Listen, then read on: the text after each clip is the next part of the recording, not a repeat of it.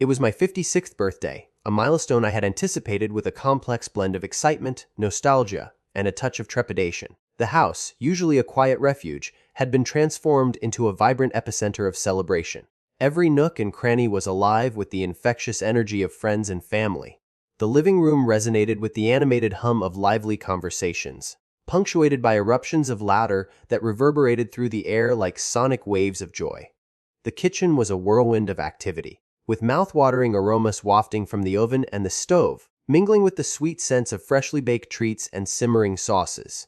And outside on the patio, the grill still emitted faint trails of smoke, carrying with them the savory remnants of a feast that had just been savored.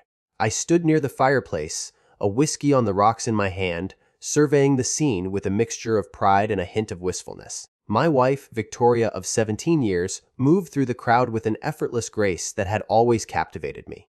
Her crimson dress flowed around her like a fluid cascade of silk, enhancing her every movement and adding an extra layer of charm to her already enchanting presence.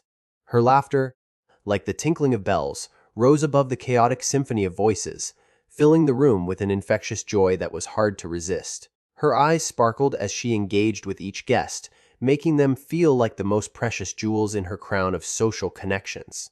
However, as the evening wore on and the clock hands marched steadily towards the witching hour, a subtle undercurrent of unease began to ripple through my otherwise peaceful state of mind. It started with a passing glance, a mere flicker of an exchange between Victoria and my younger brother, Ethan. Something in that split-second connection, a look that lingered a fraction too long, set off alarm bells in the deepest recesses of my subconscious.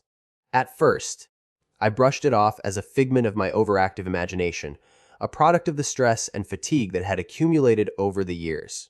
But as the hours passed and the party continued to unfold in all its glory, the unease grew roots, digging deep into the fertile soil of my suspicion.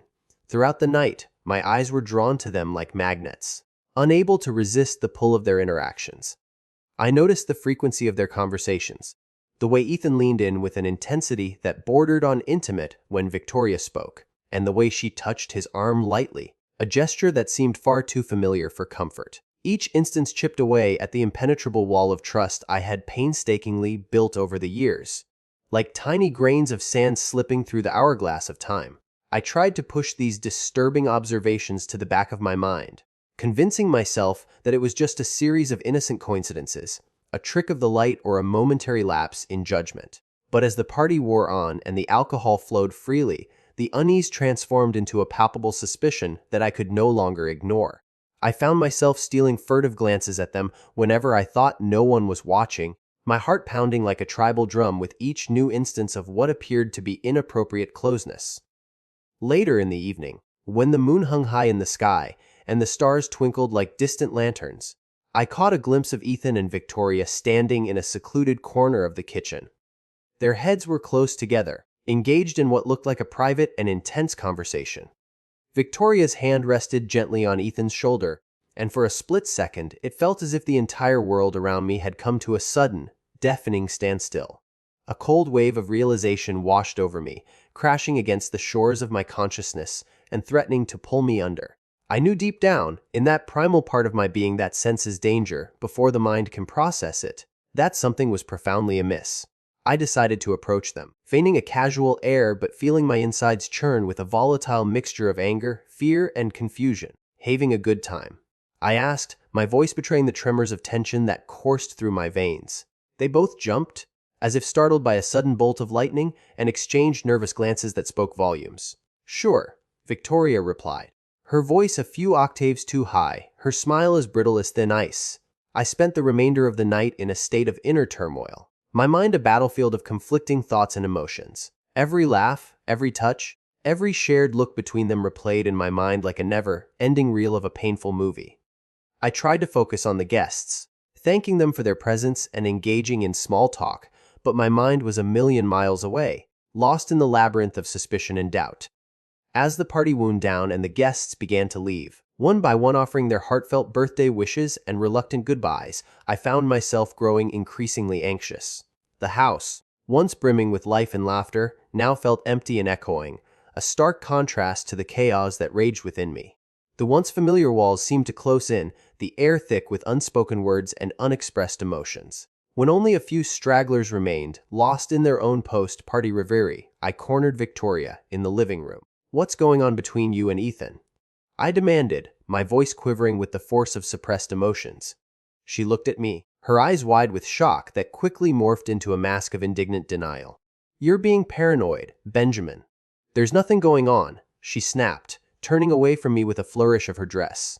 I refused to accept her facile dismissal. "I saw you too, Victoria. I'm not blind," I retorted, my voice rising in volume and intensity. She spun around, her face flushed with anger that only thinly veiled the guilt lurking beneath.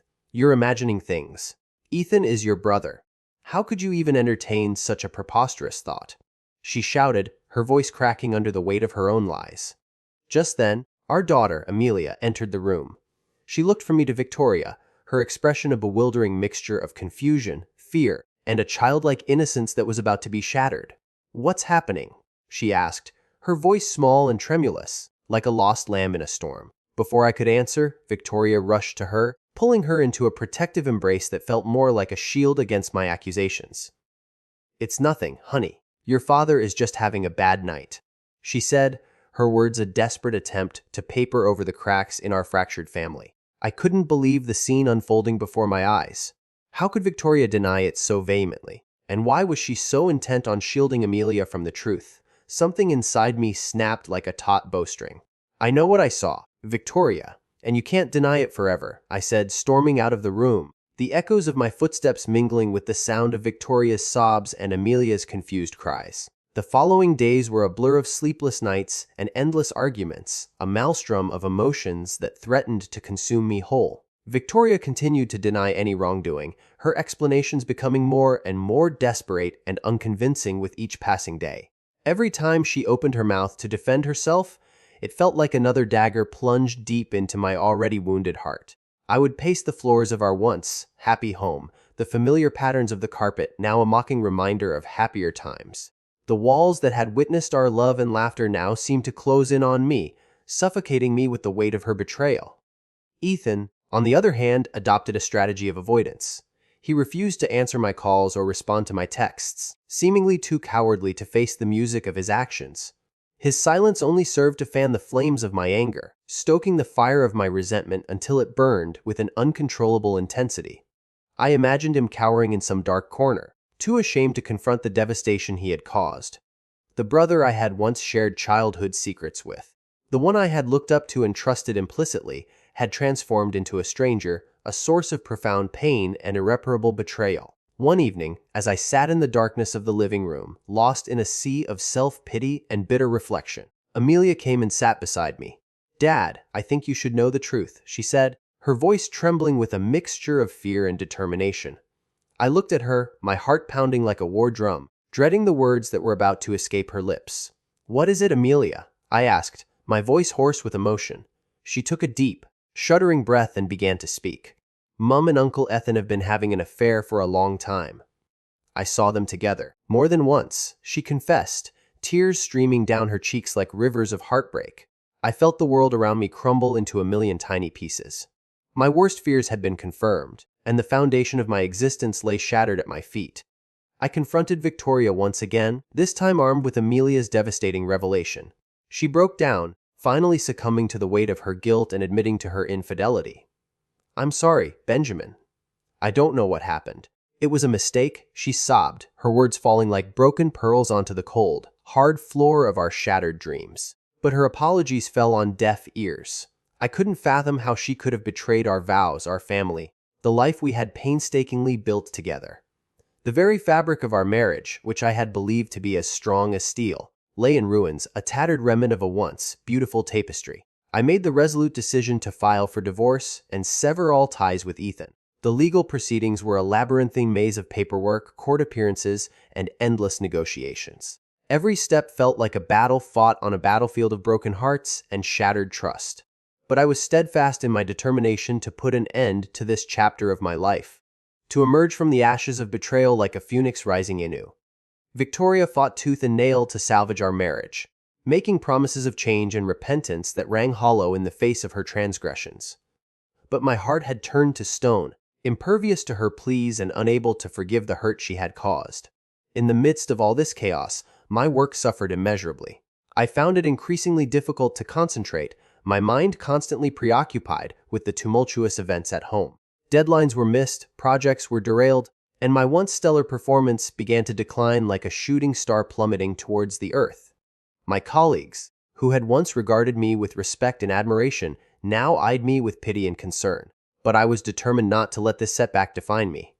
I threw myself into my job with a vengeance, working late nights and early mornings, using it as a refuge from the emotional storm that raged within my personal life. Slowly but surely, as the wheels of justice turned and the divorce proceedings lumbered forward, things started to look up on the professional front.